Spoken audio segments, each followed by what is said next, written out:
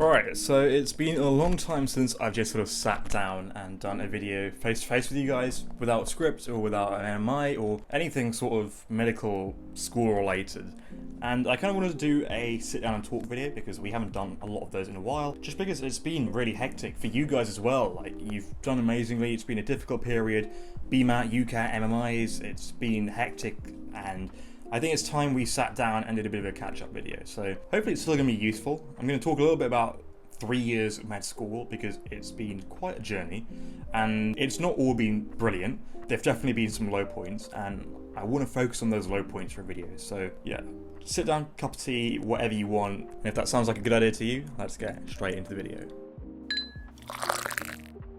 So those of you new to the channel, a little bit of an introduction. I'm Akshi. I'm now a fourth year medical student at Imperial, doing an intercalated degree in translation or respiratory medicine. So it's been 3 years of this now, and I've learned quite a lot. There've definitely been points where I've sort of sat down and thought, this is really difficult, because I'm not going to lie, it's not all easy, and there's a reason why it's a 6-year course, or 5-year for whatever university you're going to, even 4 years I think, in some places. It's been difficult, and there are 5 things that I've kind of struggled with, really, and I'm going to start off with the most obvious one, which is just there's so much to revise. There's so much content, especially in year 1, I think, which is kind of strange, but there's a lot to learn, and there are times when it does get on top of you. I remember in year 1 being almost like 7 lectures behind at one point, and it wasn't because I wasn't turning up. I mean, I'd go to the lectures.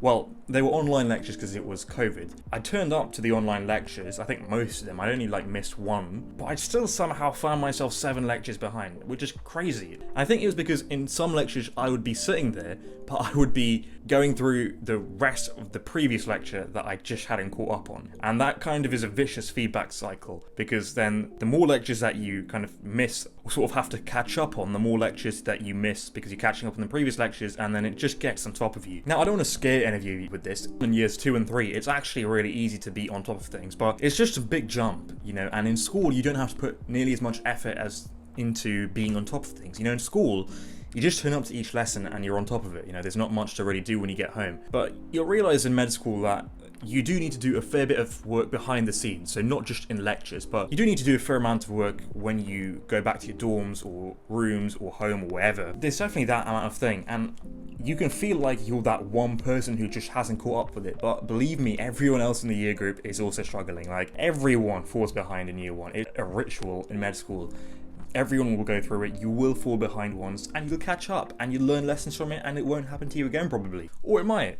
Who cares? At the end of the day, everyone finds a way around it, you know, and you will come out of it being on top and doing well on your exams and passing at the end of the day. So it's just one of those things that you have to deal with, and it just happens. You know, it sucks, it's not great, but it just happens.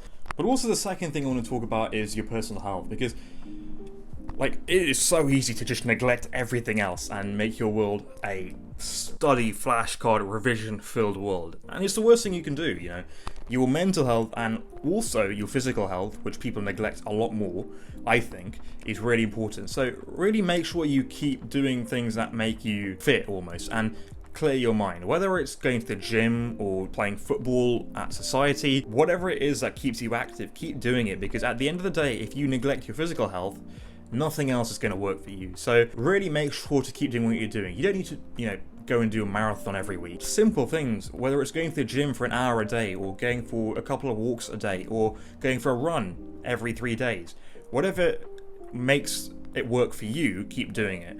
You should always sort of have time for those things in your life. And again, you'll find this easier through med school. You know, you'll do this far more in year 3 than in year 1, like I did. And those things also reduce your chances of isolation and burnout. You know, isolation is really easy, and oh my god, it was so common in year 1 for us. With the pandemic, we literally didn't go to university once, apart from, I think, an anatomy dissection a week.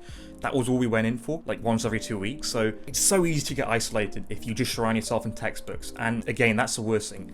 The best thing you can have at med school is friends and people around you who can support you. You know, for me in year 1, I really didn't have any close support groups because we didn't go into university, so no one really had them unless you were living in dorms, campuses. If you were living on campus, it was easier because obviously you had people around you. But if you were commuting from home, it was so difficult. In year 3 and the taper end of year 2, when I sort of found my support group and sort of met more people and found my group of friends, it was so much easier, like to do well in academics, to make time for sports, to make time for things that just cleared my mind. It's so much easier when you have people around you. So find your group of, close friends, or however many it is, 1, 3, 7, however many, and keep them close, because the worst thing you can do is isolate yourself and burn out because you're trying to take it all on by yourself. And on a similar vein of friendship, don't be afraid to reach out. In med school, it's not like normal school where you've got teachers who have taught year groups every year and know exactly what's going on. In med school, you've got world-class experts around the world, which is great. But the problem is they're all like 50, 60, 70, and they went through med school 10, 15, 30 years ago. So they don't know how to learn modern medicine effectively. That's not an insult to them at all. They're world-class lecturers, obviously. But there's a difference between learning the content and learning how to revise. Now, the learning content bit, you should be learning from them. They know exactly what they're talking about.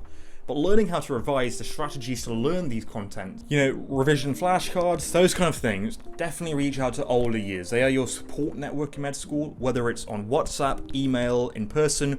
Reach out to older people, and get a group of people who know their way around this revision, who you can trust, who can give you access to notes, flashcards, tips. I wouldn't have been able to get through year 3 without that group of people in the year above me who could help me. And they are one of the most important things you will ever have at med school. So really, really try and reach out, whether it's through a society or through the representatives for your academic year, or the people you just meet every day at university. Reach out to people in the years above you, because they will have a treasure trove of knowledge that you can access, and tips and advice, because they've done all of your things before. And finally, I think the thing that everyone goes through and is not talked about a lot is imposter syndrome. And God, I felt it so many times. This idea that you're in med school now, which is one of the most competitive places to be, university-wise, and you kind of feel like you're out of your depth almost, because in school you may have been a big fish in a small pond, and then when you get to med school, there's like 200 other people just like you, and the standard or the competition level at uni just goes from here to like here. It feels kind of difficult to deal with, but the key thing with this competition level is that this doesn't exist. There is no competition at university, because at the end of the day, you're all going to be doctors. So first of all, don't compete with each other, because it's the worst environment that you can create for yourselves. Second of all, don't feel imposter syndrome. And I know that sounds really stupid, and obviously, yes, that's what I want to not feel, but the reason why you're at med school is because, believe it or not, you deserve to be at med school. You've gone through 3 grueling years of GCSEs, BMAT, UCAT, MMI, personal statements, interviews to get to this stage. You deserve to be there. There is a reason why they have given up one of their highly contested spots. Sometimes 15 people apply for one spot, and you've got that spot because you deserve it. And, all these interviews have agreed that you are the one person that should be allowed to pursue this career of medicine. As much as these things are problems, they will fade with time. And by the time you're in year 3, year 4, you will love it. The experiences that you have, the friends that you will get at med school will be amazing friends, and they will be with you every step of the way. And hopefully you've found the video useful. I mean, I found this useful. It gives me an opportunity to rant about things. But yeah, these are problems that you're all going to experience whether you like it or not, but these problems are going to make you better students and better doctors and better people. It's just something that you're going to have to go through. But remember that you've got friends everywhere who can help you at medical school. The close group of friends that you build are going to be with you for years. And if you're struggling at the beginning, remember, we're here. This whole YouTube channel, if you're subscribed, if you're a member, if you watch the channel, there's about 1,000 of us who are with you. So I'm not going to take up any more of your time, so subscribe, share. We want to reach around 1.5k subscribers soon. If we could do that, that would be incredible. And I'll see you all in the next upload. See you in a bit.